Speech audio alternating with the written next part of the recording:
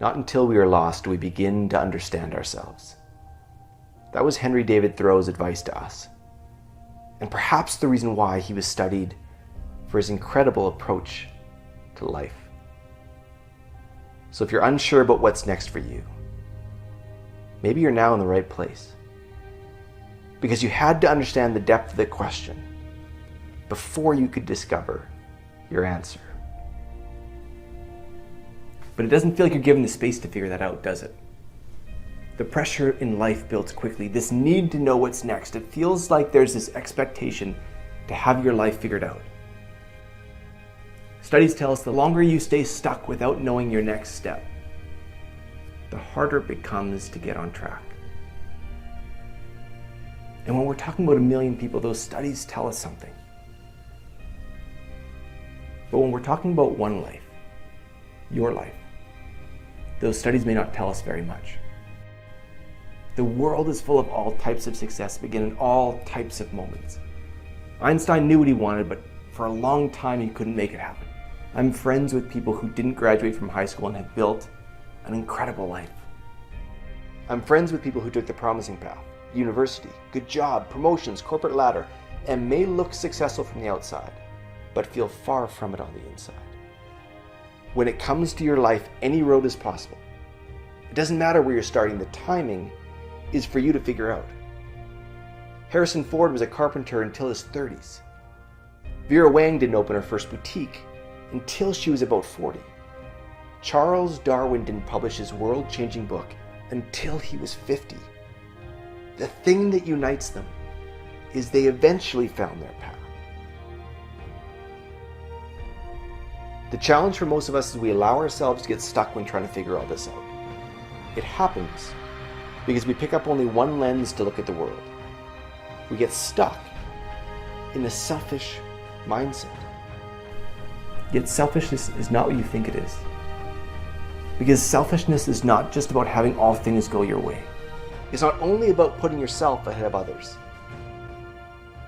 Most of us aren't looking for that. But selfishness has a way of finding us. Because the selfish approach to life can often feel anything but. It happens when we get stuck only asking questions of ourselves. What does happiness look like to me? What is success to me? What is the right path for me? These are all great questions. But they start to become limiting questions if they're the only ones you ask. What does the world need from me? How can I make somebody smile? What gifts of mine can be used to help somebody else? Questions pointing towards you and away from you. That's the way to get unstuck. Then you take action. You build what's next. You invent it. You draw it. You dance it. You cook it. You offer it. You write it. You practice it. You take the actions one step at a time to change your life. So if you're asking yourself what's next, take a deep breath. Everyone asks it at some point, and often more than once. To find your answer, don't just look inward. What is the world asking of you?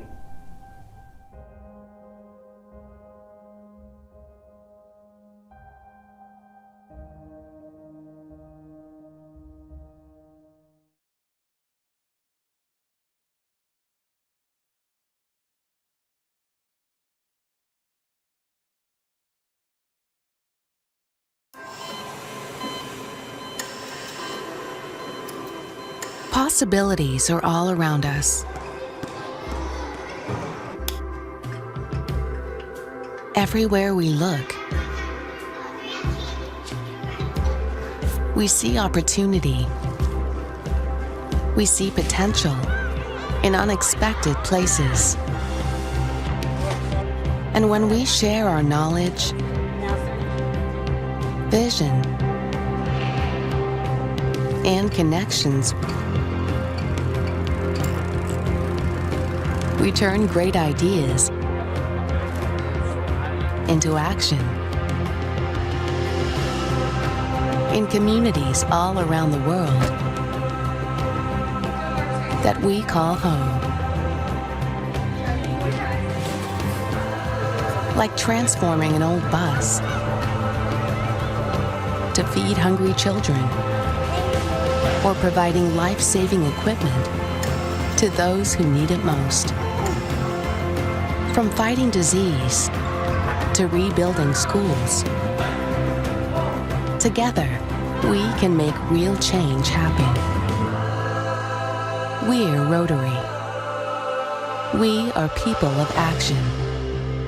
Get involved today at Rotary.org.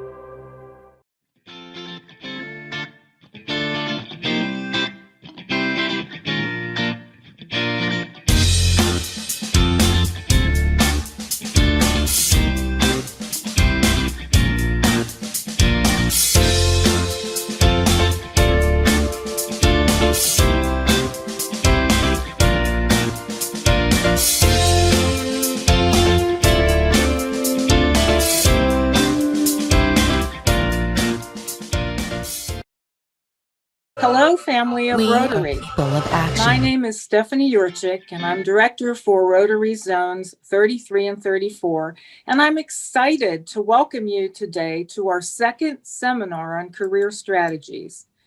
This series is part of Rotary Works, a Zones 33 and 34 program by Rotarians for Rotarians and Rotaractors who find themselves in challenging circumstances where they may have lost a job, are underemployed, or maybe are looking to make a career transition.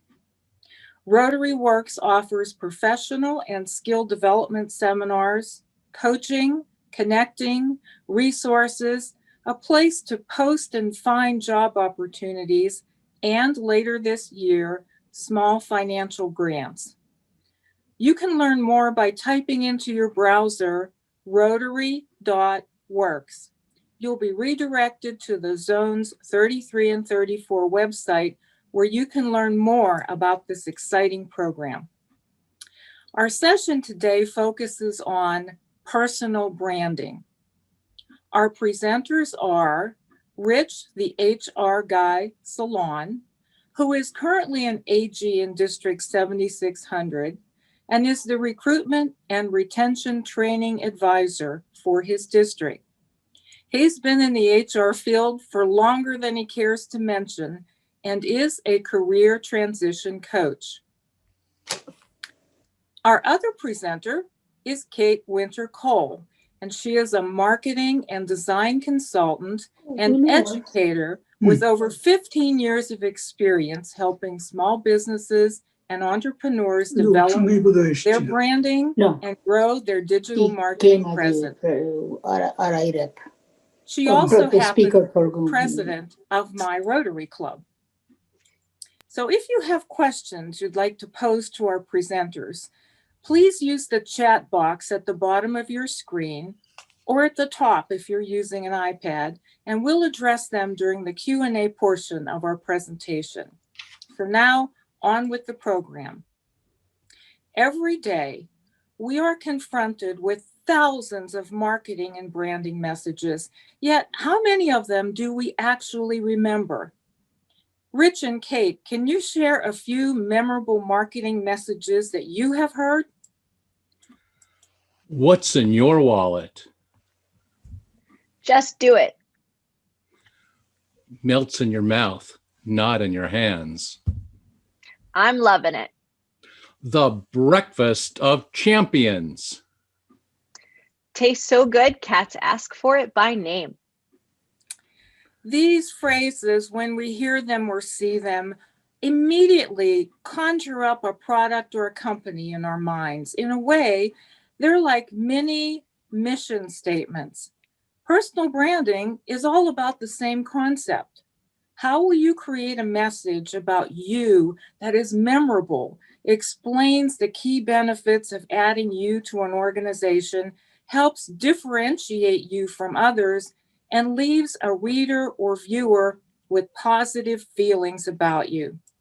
Again, our presenters today are going to share 3 very essential parts of personal branding. So Rich and Kate, take it away. Thank you, Stephanie.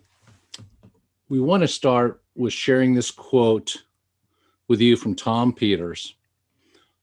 All of us need to understand the importance of branding. We are CEOs of our own companies. Call it Me Incorporated.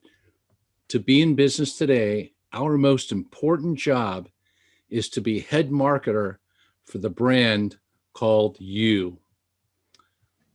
We're excited about today's session, and let's talk a little bit about the objectives. We have 3 objectives for today's session. Number 1 is defining, elevating, and articulating your personal brand. Number 2 is networking in a virtual world. And number 3, leveraging LinkedIn. The 8 mistakes you may be making, plus how to optimize your connections. I'm passing it over to Kate. Thanks, Rich. Today's session is all about defining, elevating, and articulating your personal brand. And we're so happy that you've joined us today. What this means for you is that you will leave here today knowing what you want your personal brand to be, and you will understand how to share your brand via virtual networking and the LinkedIn platform.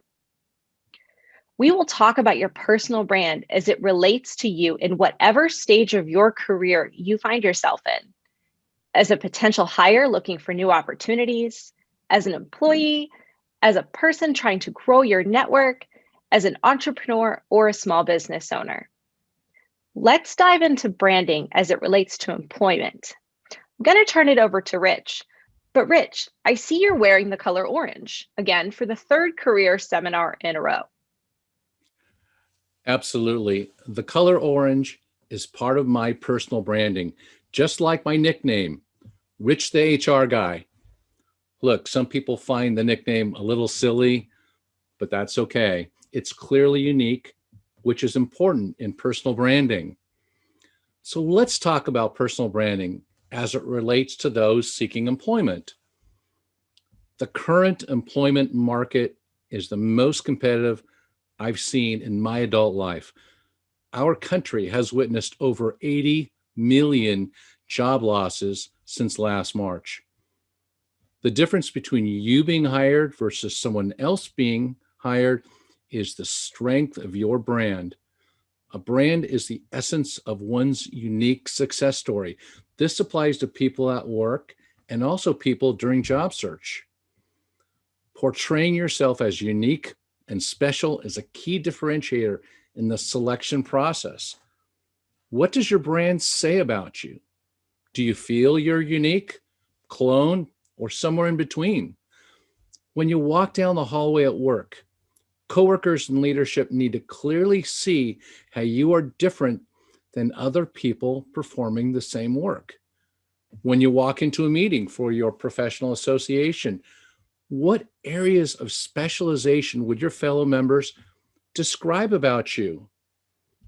Your brand at work or within job search must demonstrate a consistent image, message, and performance. In the event your reputation is not where you hoped it would be, this is not fatal. You can potentially overcome this by other means, including your ability to articulate your passions. As a reminder, job search, you're at least 80% likely to be led to your next role by someone you know slightly to someone you know intimately. You only have one shot with many people, so it's important to make that one shot count.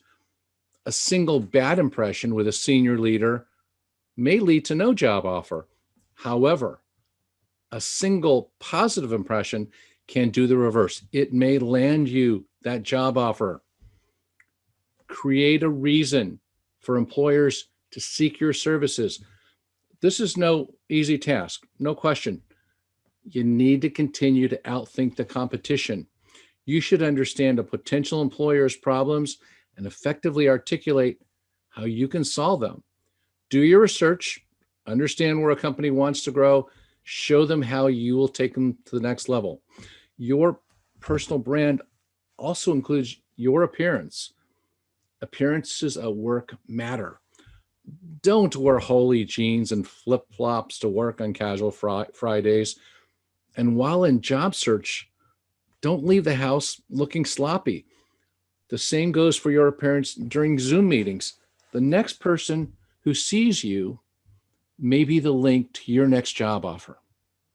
Now, I'm going to turn this back to Kate, who will share personal branding for small businesses and entrepreneurs. Kate? Thanks, Rich. Let's talk about your brand from the perspective of a small business owner or an entrepreneur. Oftentimes, you are the brand. So entrepreneurs, I'd like you to keep these things in mind. And even if you're not an entrepreneur now, maybe you will be in the future. So you are the brand in every way, shape, and form. Your personal behaviors, in person and online, impact your brand and therefore your business. Use that four-way test in online marketing, comments, and communication.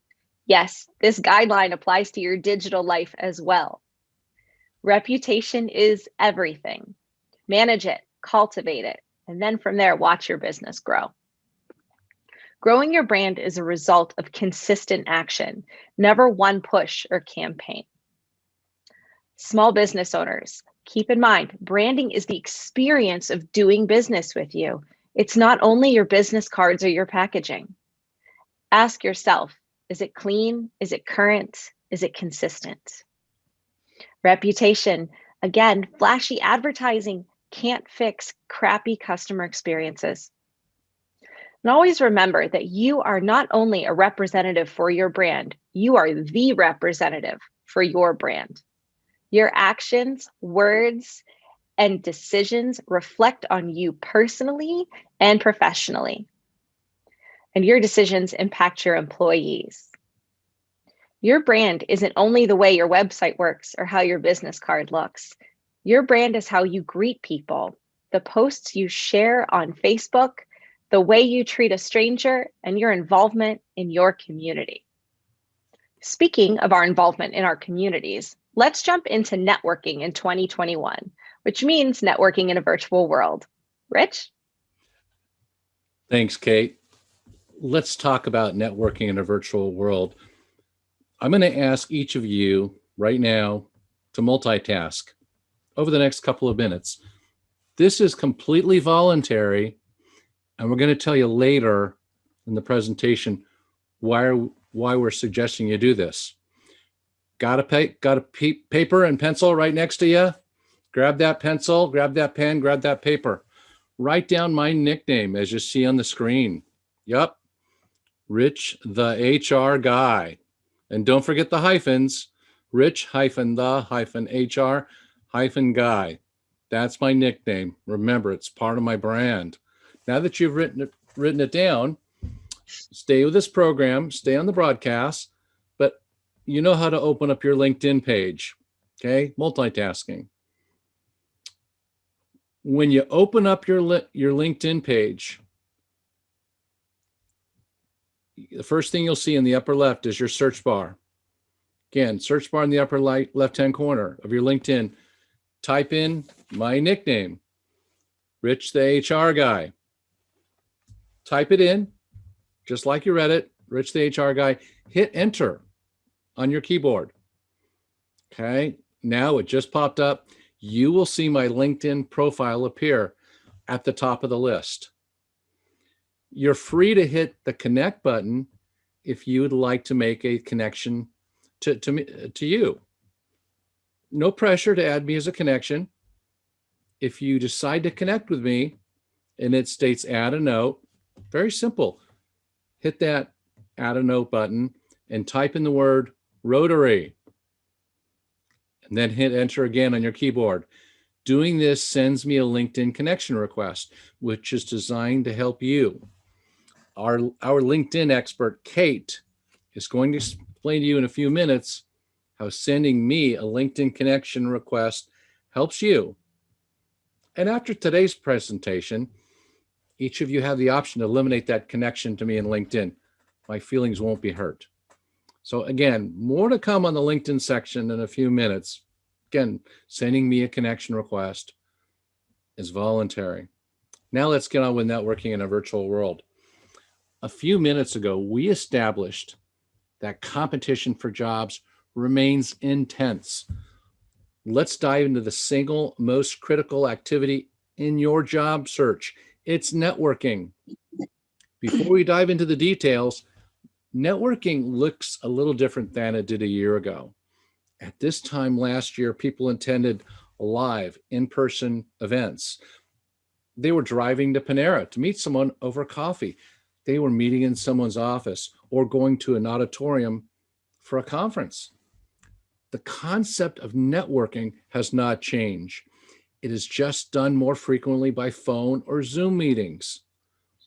The one challenge meetings by phone or Zoom present is that you may not have the 100% attention level of the other person. This is not a showstopper. You simply have to work a little harder to captivate that person. Showing your passions and looking confident may help you overcome distractions the other person may be feeling. Again, you can still obtain the same results with networking in the virtual world. You just may have to work a little harder at it. Let's talk about some of the realities of the job search process. Again, more than 80% of jobs are filled through networking. This includes referrals. And in fact, the largest career transition company in the world did a study about 3 years ago and determined that it was about 90%. With that logic, if 80 to 90% of jobs are filled through networking, where should you spend 80 to 90% of your job search time? Networking. The most popular method companies continue to use today to fill jobs is who do we know?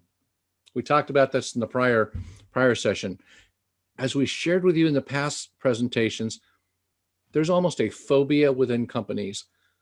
They typically expect the candidate to be connected to the hiring manager, the department, the location, or the company. Someone not connected to the company may get hired, but this does not happen frequently. Again, connectedness is more important than past accomplishments in today's market. Can't change that. So that's how we need to pattern our offense. So let's talk about the process in networking. At this point, we clearly understand the importance of networking. So how do we go about it? There are many methods to consider. I hope you utilize all of them. One method is to identify your current connections who are high level and your trust level with them is high. I call this your A list. High level individual, high level trust. That's your A list. After that, identify members of your B list. There's nothing wrong with a B list, just a little different than the A's. These are people who are high level. You just don't know them real well yet, or they're not high level, but you happen to know them very well. A list and B list. We introduced this concept in the January 27th presentation. If you get a chance, if you hadn't seen it, please go back, watch the January 27th session. It was recorded. It's on Rotary.works, called Making It Happen, Creating Your Marketing and Action Plans. So schedule meetings with your A list and your B list members, seeking their advice and also reminding them of your passions and your talents. You know, the stuff you really, really like to do and the stuff you're really, really, really good at. When you have these meetings, seek introductions to others who may lead you to interviews. At the very least, they lead you to people who offer more advice. Again, it's about collecting information, advice, insights, and using it to your advantage. Remember, let people know you're not looking for a job. You're researching companies and industries in the area. Stating you're looking for a job is old and tired language, okay? Again, you are researching companies and industries along the way to the next leg of your career. Remember, you're also looking to identify some of those hidden jobs, the ones companies would rather not post. How are you going to learn about jobs not posted or advertising? Through networking. Here's a couple of other suggestions. Here's a phenomenal resource. Rotarians. Many Rotarians will be eager to help you. Treat them as an A-list or a B-list member. Schedule meetings with them. Show them your passions, your talents. Go to industry-related events such as seminars or conferences, even if they're on Zoom. Your peers may be receiving calls from recruiters, and them seeing you might lead to a referral with a recruiter trying to fill an active job. Here's another method. Identify the people in your profession at your level who remain currently employed, who may be likely to receive a call from an executive recruiter or a staffing firm. Meet with these people so they state to the recruiter when they receive the next phone call, I'm not looking right now, but let me tell you who you should be talking to. And then they pass on your name and phone number to the recruiter. Continue to build your list of professional connections on LinkedIn. This will increase your visibility to more people. Kate is going to give some great tips about LinkedIn in a few minutes. Volunteering within Rotary, volunteering outside of Rotary continues to be a great way to meet people and developing professional connections as well. Please remember that although you've met someone once, don't assume that they will evangelize for you on your behalf. Before they will go to bat for you, they need to know you, like you, then trust you. Keep the people who you meet with up to date. At the very least, it'll remind them that you're still in job search. Again, it's not what you know. It's more important who you know or who knows you. The most connected people are often the most successful in career search. Again, I guarantee you that networking is cheaper than a postgraduate degree. Your marketing plan document is much more impactful than your resume. We talked about that in the last session as well. Marketing plan is what you want to do in the future. Your resume is what you've done in the past. Your marketing plan remains a critical networking tool. In fact, we placed a sample marketing plan template on the Rotary Works website. Just access the link to Career Transition Resources and you'll find it. So it looks like this. I'm going to fold it up and scan it. I'm going to pull up and scan it. Okay. You'll know when you found the marketing summary template when you notice it has my name on it. Okay. My template's on the top. Okay. We wanted to share that with you. We're moving from employment to consulting opportunities. A few tips about consulting opportunities, because we know we have some incredibly talented Rotarians and Rotaractors out there who have some highly specialized skills to share. For those of you pursuing consulting opportunities, here's a few things. Meet with people you trust to validate the uniqueness and demand for your proposed consulting services. Consider meeting with people who know your area of expertise and obtain their thoughts, their insights on potential client companies who can utilize your consulting services. If you decide to move forward as a consultant, create a target company list and begin approaching them, demonstrating your personal brand with passion. Show them they need you to help solve their problems and make the organization stronger. Another suggestion is utilize the coaches from this Rotary Works program. We have coaches who have some terrific experience in the consulting arena, and they'll be happy to help you. Lastly, let's talk about networking for business ownership opportunities. For those of you seeking to become your own boss through business ownership, here's some things to consider. Please remember, there's 3 options to choose from: business startup, buying an existing business, or purchasing a franchise. If you're thinking about initiating your own business startup, the SCORE organization is a terrific resource who might help you validate your business idea. For those interested in buying an existing business, contact a business broker or look at advertising publications such as BizBuy Sell. For franchise ownership, a franchise consultant also known as a business ownership coach, works with about 500 franchise companies seeking local owners.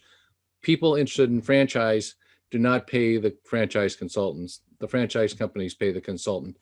And again, please consider utilizing our coaches. We have over 30 of them within our Rotary Works team as well. We have multiple coaches who have experience with business startups and at least one that specializes in franchises, and they'll be happy to help you. To close, please remember, talent has options. For career seekers, you continue to have 3 terrific options available: employment, consulting, or business ownership. Networking is a big part of your success, and it utilizes a one-size-fits-one approach. Not everyone will use the identical networking tactics. Finally, goes without saying, please pay it forward. Help others in your network ongoing. This is important since you may ask them for help in the future. I hope you've enjoyed this discussion about networking. I'm turning it over to Kate. Thanks, Rich. Now let's talk about how to leverage our brand on social media. I'm going to cover 8 common LinkedIn mistakes you could be making, plus how to optimize your connections.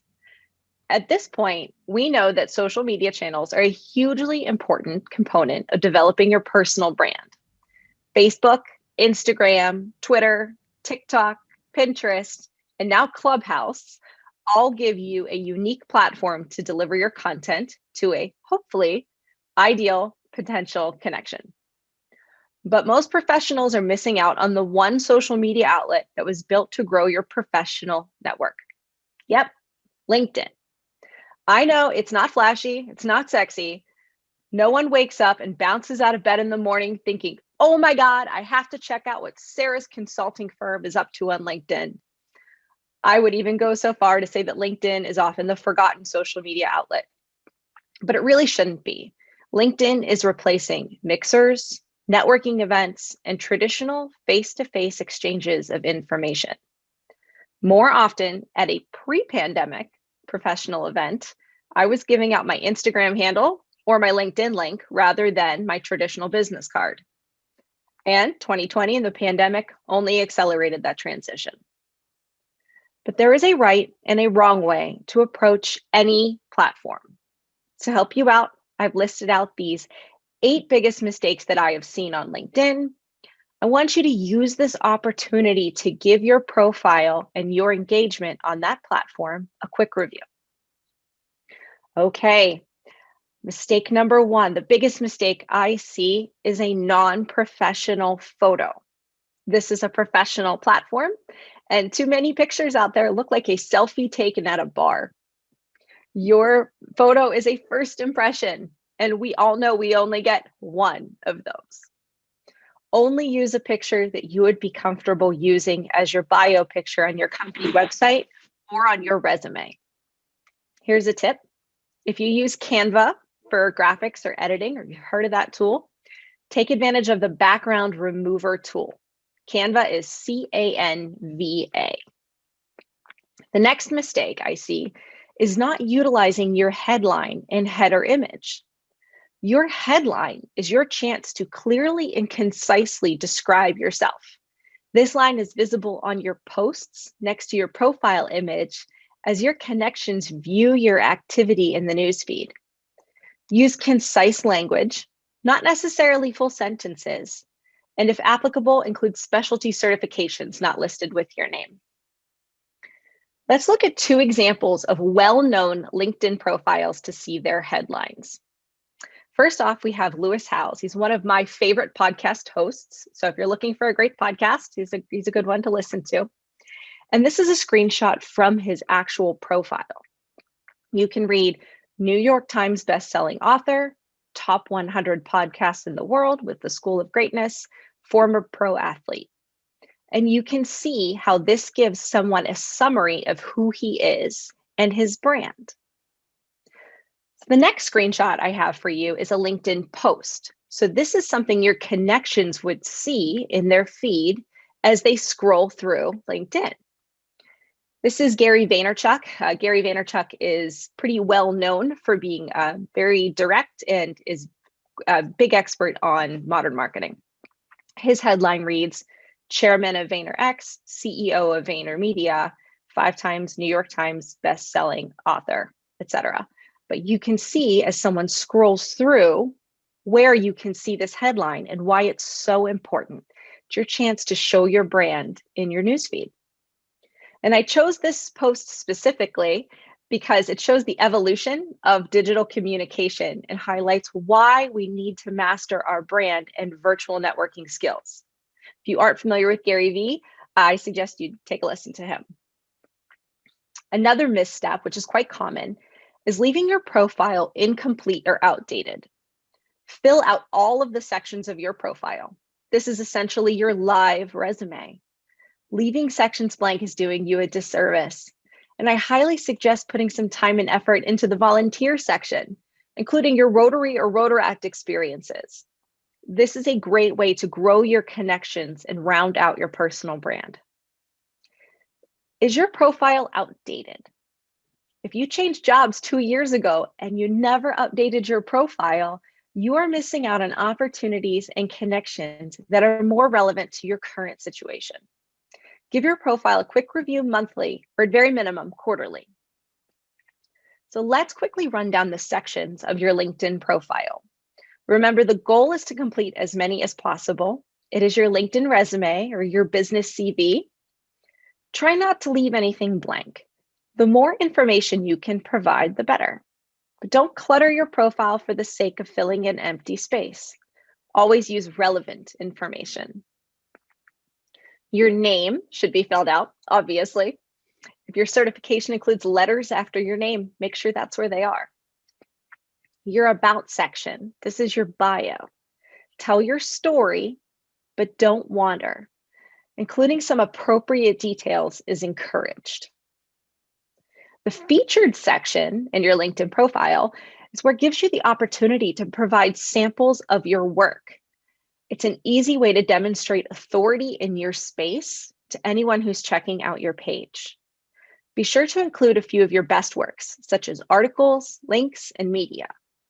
This highlights your content.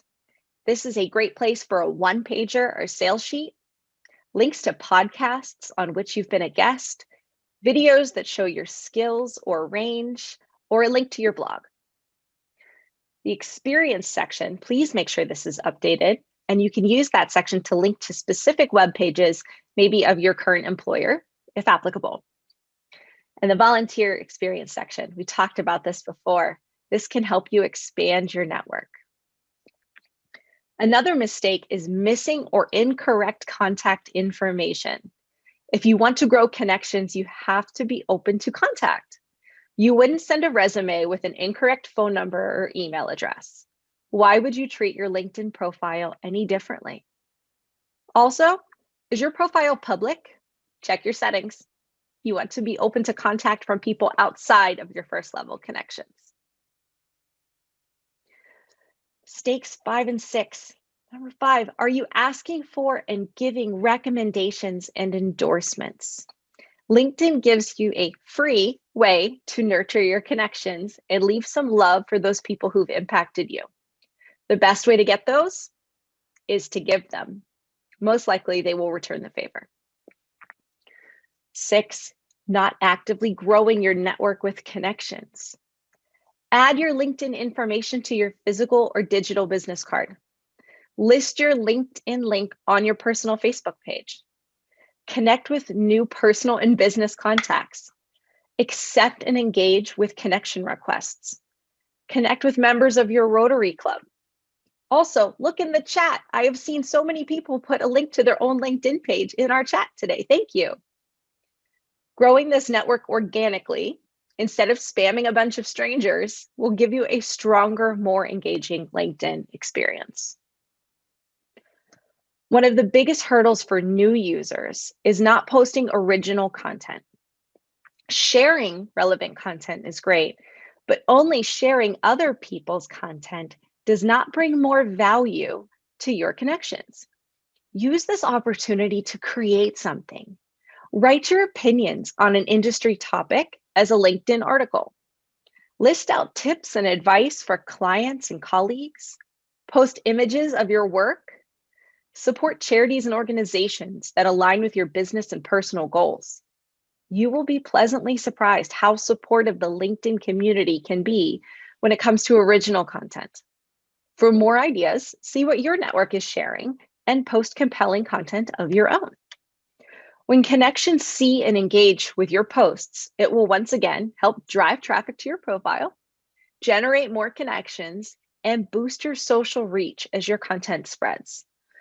Also, think about what advice you would give a friend.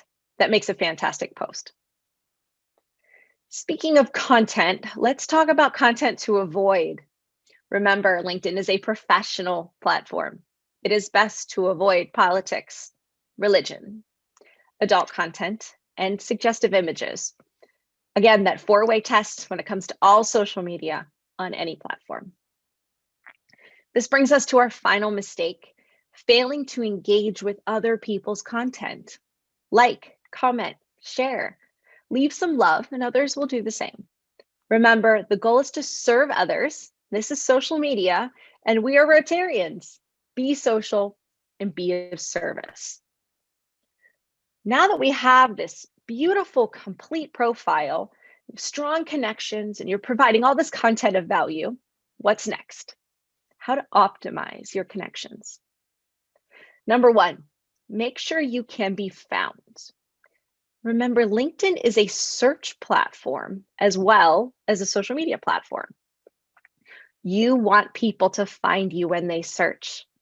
Optimize with the words you want to show up for. Those are your keywords. Insert them throughout your profile in a natural way to boost your rank. For example, if I'm a marketing consultant, I would want the word marketing and consultant in both my headline and my about section. Also, grow your connections with an attitude of service. Throwing out connection requests left and right will make you look like a spammer or a fake profile, and it will deter people from connecting with you. If you do want to connect with people you don't know or are unfamiliar with, feel free to tell them why in your connection request. This can be anything from, I'm looking for local networking opportunities, to hello, I enjoy your blog, or just the word Rotary if you're connecting with Rich or I. Always avoid those spammy generic messages and trying to sell to a new contact before nurturing a relationship. I also suggest following groups and individuals that inspire and motivate you. Just as on any platform, social media has its dangers and should be used as a tool. It's just like money. It's an excellent servant and a terrible master. Social media, regardless of platform, works the same way. So I'm going to close today with a few quotes that I really like. This first one is from Chris Drucker. Your personal brand is what people say about you when you are not in the room. Remember that. And more importantly, let's discover why. Your brand, your personal brand, is what you are through the lens of others. Be intentional about that perception, personally and professionally. And my final quote is from Gary Vaynerchuk. It's important to build a personal brand because it's the only thing you're going to have. Your reputation online and in the new business world is pretty much the game. So you've got to be a good person. You can't hide anything. And more importantly, you've got to be out there at some level. So I'd like to encourage you to connect with Rich and myself. You have our emails right here on this slide and our social media handles. I know I threw a lot of LinkedIn information at you today. There is a summary available to download on the Rotary Works website with the top 8 mistakes and tips for optimizing. So you can head to rotary.works to download that. Also, so Rich has LinkedIn on there, and I have LinkedIn, Instagram, Facebook, and now Clubhouse. So if anyone's on Clubhouse and would like to connect, I'd be happy to. That wraps up what I have today. Marcy, what questions can we answer from our chat box?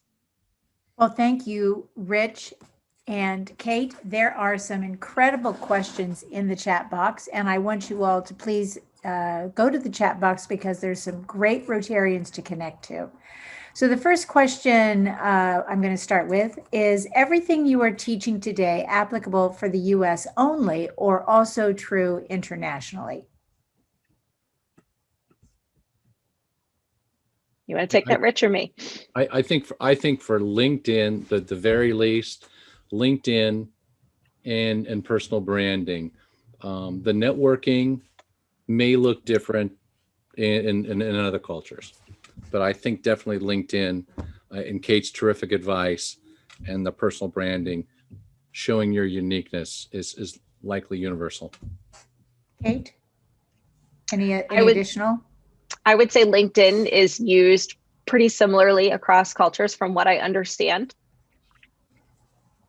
Okay, great. So our next question is, in fact, a number of these are about LinkedIn. How do you suggest to use the headline if you are looking for a change in career? That is a great question. And that is something I probably should have covered today. Thank you. If you are looking for a new opportunity, it is appropriate in your headline to have the first words be looking for new opportunities. Okay. Second question about LinkedIn. Any insight on premium subscriptions to LinkedIn? What additional benefits are there? Thank you. One of the great things about LinkedIn is it's one of the few platforms that still exist rather organically. It's not pay to play the way that Facebook and Instagram have become. So in order to defer some of those costs, LinkedIn does have a premium subscription. On a personal use level, I no longer have a premium subscription and I have built my business off of it. So that should give you an idea of my personal thoughts. Okay, great. How can you edit or change information / jobs that you have posted on your LinkedIn page? Great. If you go to your profile and you scroll down, you should see a little pencil over to the right. That should be where you can hit edit. Okay. I had a robust LinkedIn account following all of these recommendations. Then I started to be harassed by other LinkedIn members and I got scared. I canceled the account and now have to start from scratch. Any advice for me as I start from nothing? I'm discouraged. I'm sorry you had that experience. I have had one or two frustrating experiences on LinkedIn as well. I do suggest reaching out to LinkedIn customer support, let them know what happened, so at least they have a record of it. But I would start with your Rotary network. I think they're a fantastic way to grow your network again, professional connections. And there's a way to import your contacts, I believe, when you sign up for a new account, where it will say, can I look at your contact list and see if there's anybody else who matches up? That might be a good way as well. Thank you. Next question. How to identify fraud on LinkedIn or verify a person who contacts you for donation or outreach? Ooh, that's a good question. Look who they're connected to, see if they're connected to anybody reputable that you know. If you have no connections whatsoever, I would assume fraud. I don't mean to be overly critical of it, but it's just the way the world works right now. Okay. Several questions about what is Clubhouse? Oh, that's a great question. Clubhouse has become popular within the last, I don't know, 15 minutes, but it's like 2 months.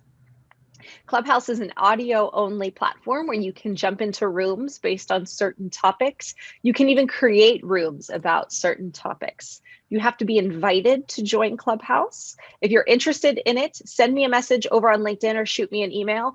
I'm going to see how many invites Clubhouse can give me, and I'd be happy to get a Rotary group going on Clubhouse. Excellent. Is it okay to link your Instagram page to LinkedIn profile? Absolutely. Promote that. So I see a lot of people accepting from people they have not met or interacted with. And so this is really kind of for both of you, both because of this whole virtual world. Is it best to connect with more people or be strategic and know the person? So first I'll ask Kate because of the LinkedIn thing. And then I think, Rich, I think you have probably a different perspective. I don't accept connection requests that I have nobody in common with, or they're not giving me a reason to connect with them. Okay, great. Rich, what's your thought about, we get friends of friends connections type? I have a similar outlook than Kate. I'm selective. If I know somebody's a Rotarian, they're in. If they're a human resources professional like myself, I get it why they want to connect. And in fact, during this session, I did receive 71 LinkedIn connection requests, and I'm happy to accept every single one of them. I'll do that after the call. And by doing so, you've grown your visibility. So somebody an hour ago you didn't have visibility to, but when I accept the connection request, you may see some additional people or have visibility to additional people. So, and by the way, one of you, 71, is now my 4,000th connection. Thank you for helping me get over that milestone. Is there not an award for that person? Like a big celebration, as they walk through the door? Here's a final question. It looks like, how do you recommend to balance social media privacy with sharing professional and personal information? And I think you both might have different opinions on that. Rich, I'll let you start with that one. No, I'm going to defer to Kate. She's the expert. I don't really have a unique opinion on that. You have to create some boundaries for yourself, what you're willing to share, what you're not willing to share, what contact information you're willing to have out there. Establish your boundaries, leave them as they are. I generally don't share personal on my LinkedIn page. I don't share pictures of my family. I don't, my contact information is the same that it is across my business. So that's my line. So we have somebody who inadvertently has 2 LinkedIn accounts. Should they cancel the one with fewer contacts? I'd condense those, make life a little easier for you. Social media can be daunting. There's so many platforms. There's so many different ways to connect with people. Streamline. And then you're right, talking about whatever comes up in the last 15 minutes. Here's a question about any thought on Alignable versus LinkedIn. I tinkered with Alignable. Not a lot of my network was on there, so I stuck with LinkedIn. That was my personal experience. If you have a different experience, I'd be happy to hear about it. And I did want to point out that there's a comment in the chat about Toastmasters, and that people who feel communications challenged to attend, and again, either online Zoom as we are now meeting, or in person when we meet again.